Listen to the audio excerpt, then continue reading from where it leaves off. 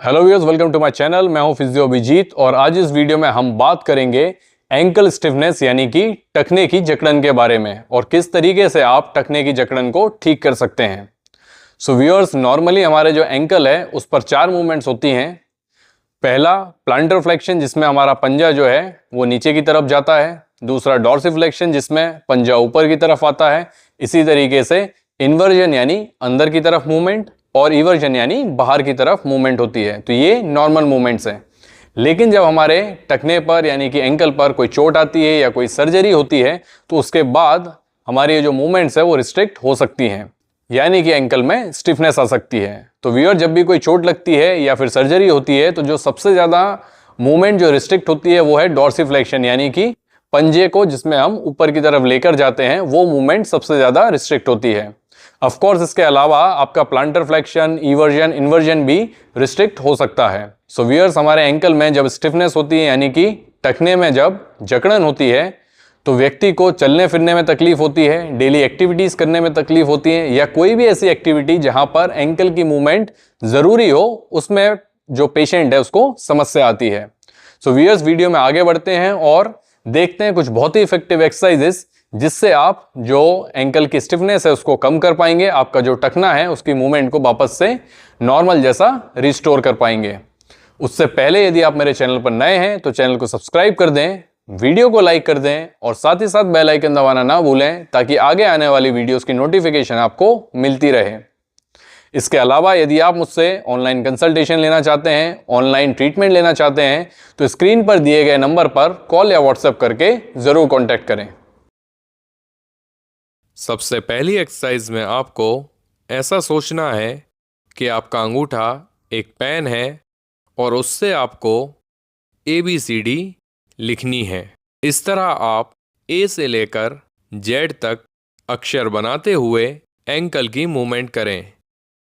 आप पैर को एक फोम रोलर या तकिए पर रखें जिससे मूवमेंट करने में आपको आसानी हो। इस एक्सरसाइज में आप अपने पंजे को इस तरह आगे और पीछे लेकर जाएं। जब पंजा आगे जाता है उसे हम प्लांटर फ्लेक्शन कहते हैं और जब पीछे जाता है तो उसे हम डॉर्सिफ्लेक्शन कहते हैं। इसी तरह पंजे को आप अंदर इन्वर्जन में लेके जाएं और बाहर इवर्जन में लेके जाएं। अब एंकल को आप इस तरह एक डायरेक्शन में रोटेट करें और फिर ऑपोजिट डायरेक्शन में रोटेट करें। इस तरह हर एक मूवमेंट को आप 10 से 20 बार करें। इस स्ट्रेच को परफॉर्म करने के लिए आप अपने दोनों हाथों को सामने दीवार पर रखें।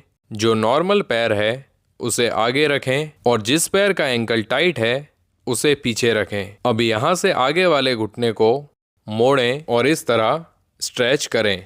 आपको पिछले पैर के काफ मसल पर स्ट्रेच फील होगा। इससे हम काफ के गैस्ट्रोनीमस मसल को स्ट्रेच कर रहे हैं। इस स्ट्रेच को आप 3 बार करें और एक बार में 30 सेकंड तक होल्ड करें।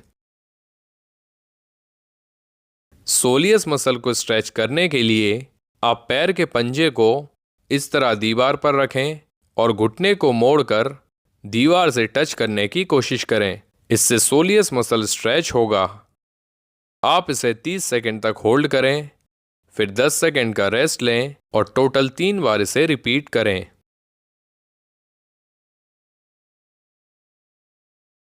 इस एक्सरसाइज में आप अपना एक पैर बेंच पर रखें और घुटने को मोड़ते हुए आगे बॉडी को शिफ्ट करें।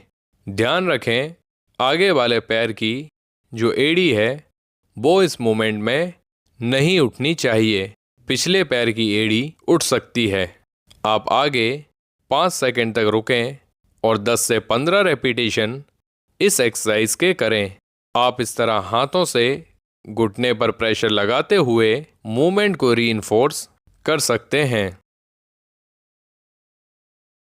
इस एक्सरसाइज में आप एक बैंड को भी एंकल पर प्लेस कर सकते हैं। बैंड टेलस बोन को पीछे की तरफ खींचता है जिससे टेलस की मोबिलिटी बेटर होती है, जिससे एंकल की जो डॉर्सिफ्लेक्शन रेंज है वो बढ़ती है। आपका जो बैंड है वो ठीक एंकल पर जो ये उभार हैं दोनों तरफ एंकल के, जिन्हें हम मेल्यूलस कहते हैं, उनके नीचे जो बैंड है वो प्लेस होना चाहिए। आप 5 सेकंड आगे रुकें और इस तरह 10 से 15 रेपिटेशंस आप करें।